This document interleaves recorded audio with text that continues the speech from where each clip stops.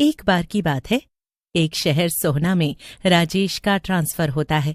राजेश अपने घर जाता है और अपनी पत्नी शोभा और माँ आरती से बोलता है, अरे माँ, मेरा ट्रांसफर फिर से हो गया है और इस बार हमें सोहना जाना है।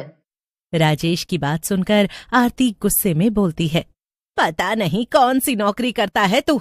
जब देखो यहाँ वहाँ पोस्टिंग होती रहती है, कभी एक जगह टिकेगा या नहीं। मुझे तो लगता है तेरी कंपनी नहीं, बंजारों की टोली है, टोली। आरती की बात सुनकर राजेश हंसने लगता है। फिर राजेश, आरती और शोभा सोहना चले जाते हैं। सोहना में राजेश किराए पर एक घर लेता है। घर बहुत ही बड़ा होता है और शहर से दूर होता है। घर को देखकर शोभा खुश हो जाती है। अरे वाह, ये तो बड़ा ही सुंदर घर है और कितना बड़ा भी है। यहाँ रहने में तो मजा आ जाएगा। मैं इस घर को खूब सजाऊंगी। शोभा और राजेश नए घर को देख देख कर खुश हो रहे होते हैं, लेकिन आरती राजेश से बोलती है, तेरे को अकल वकल है कि नहीं? ये कहाँ जंगल में घर ले लिया? यहाँ हम रहेंगे कैसे? हैं? तू तो सुबह बाबू बनकर ऑफिस चला जाएगा, फंसेंगे तो हम दोनों। अरे माँ, तुम गुस्सा मत हो, कुछ न कुछ हो ही जाएगा, तुम चिंता मत करो। अरे घर भी तो देखो कितना बड़ा और सुंदर है। हाँ, बहू, तू हर बार इसे बचा लेती है। फिर आरती वहां से चली जाती है। कुछ दिन बीत जाते हैं। शोभा और आरती एक दिन बैठे बैठे बातें कर रहे होते हैं। माँ, आप ठीक ही कह रही थी, थोड़ी परेशानी तो है यहाँ। देखो ना, कब से एक नौकरानी भी नहीं मिल पा रही है हमें, और रात में भी यहाँ डर लगता है। बहुत ही सुनसान है ये इलाका। देखा, तुम दोनों मियाँ बीवी मेरी बात तो समझते ही नहीं हो। अरे मैंने धूप में बाल थोड़ी सफेद किए हैं। अरे इस सुनसान इलाके में कौन सी नौकरानी काम करने आएगी? उसी समय घर की घंटी बजती है। शोभा जाकर दरवाजा खोलती है तो सामने एक औरत खड़ी होती है। वो औरत शोभा से बोलती है, जी मेम साहब, मेरा नाम मुनिया है और मैं काम वाली हूँ। काम की तलाश कर रही हूँ। आपके पास कोई काम है क्या? काम वाली की बात सुनकर शोभा मन ही मन खुश हो जाती है और आरती को बुलाती है। अरे माँ जी, सुनो, देखो तो नौकरानी आई है, आकर इससे काम की बात कर लो ना। अरे रख ले पैसे पूछकर, मैं मना कर दूंगी तो क्या नहीं रखेगी तू नौकरानी? वैसे भी एक काम तेरे से ठीक से नहीं होता। फिर आरती के कहने पर शोभा काम वाली को काम पर रख लेती है और उसे घर के अंदर रसोई में ले जाती है। देखो मुनिया, ये हमारी रसोई है और तुम्हें बर्तन यहीं धोने पड़ेंगे। मालकिन, मुझे पता है आपकी किचन कहाँ है और कौन सा कमरा कहाँ है। मुनिया की बात सुनकर शोभा घबरा जाती है। तुम्हें कैसे पता कि कौन सा कमरा कहाँ है? तुम कोई अंतर्यामी हो? शोभा को यूं घबराते देख मुनिया हंसते हुए कहती है, अरे मालकिन, आप भी ना फिजूल में घबरा रही हैं। मैं पहले भी इस घर में काम कर चुकी हूँ। आपसे पहले यहाँ एक साहब रहते थे। मुनिया की बात सुनकर शोभा का डर खत्म हो जाता है और वो मुनिया से कहती है, अरे मुनिया, तूने तो मुझे डरा ही दिया था। चल, खैर कोई बात नहीं, अभी तू बर्तन साफ कर ले, मैं अभी माँ जी से मिलकर आती हूँ। ऐसा कहकर शोभा वहां से आरती के पास चली जाती है। शोभा को देखकर आरती गुस्से में बोलती है, तुम्हारी इसी लापरवाही के कारण तुम्हें डांट पड़ती है। तुम यहाँ क्यों आई? पता है ना काम वाली नई है, कहीं कुछ चुरा लिया तो?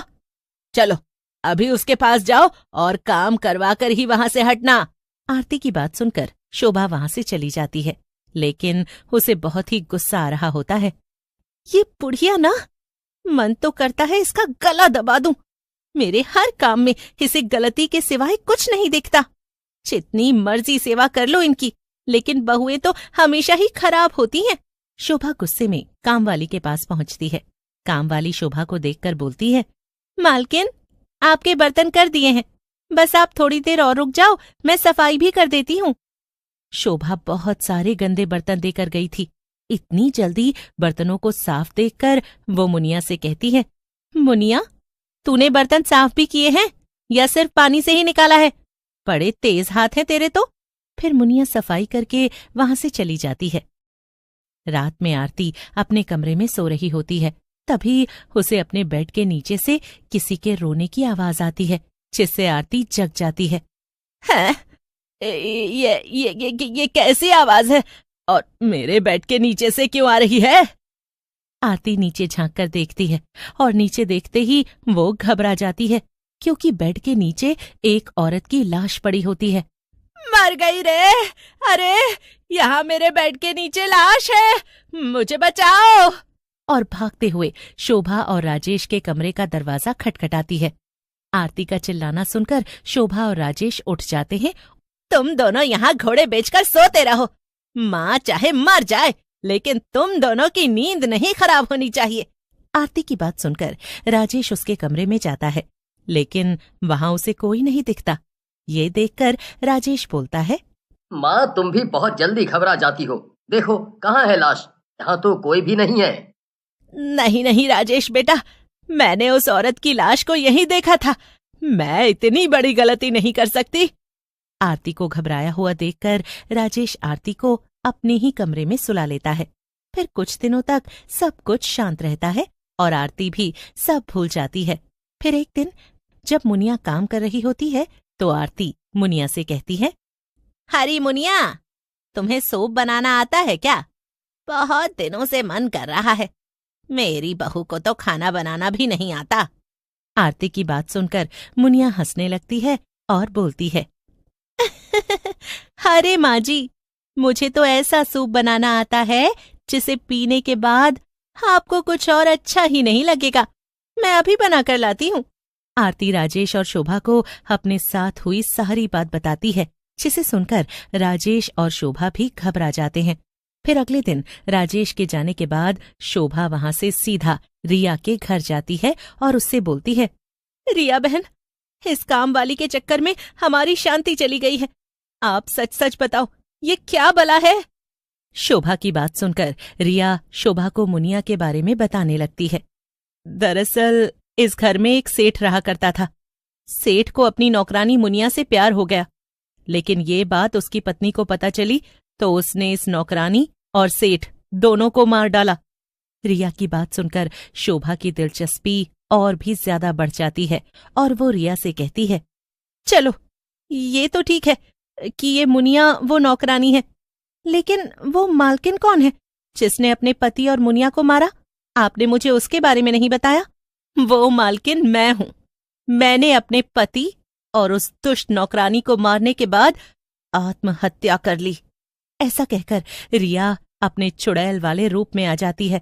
उसे चुड़ैल के रूप में देखकर शोभा घबरा जाती है और घर से भागने लगती है, लेकिन शोभा ज्यादा दूर नहीं जा पाती। चुड़ैल यानी रिया उसके सामने आकर खड़ी हो जाती है और बोलती है, देखो शोभा, मुझसे घबराओ मत। मैं उस चुड़ैल की वजह से इस पृथ्वी लोक से नहीं जा पा रही हूँ।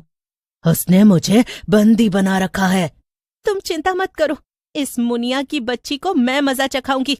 ऐसा कहकर शोभा एक तांत्रिक के पास जाती है और उन्हें चुड़ैल के बारे में सब कुछ बताती है।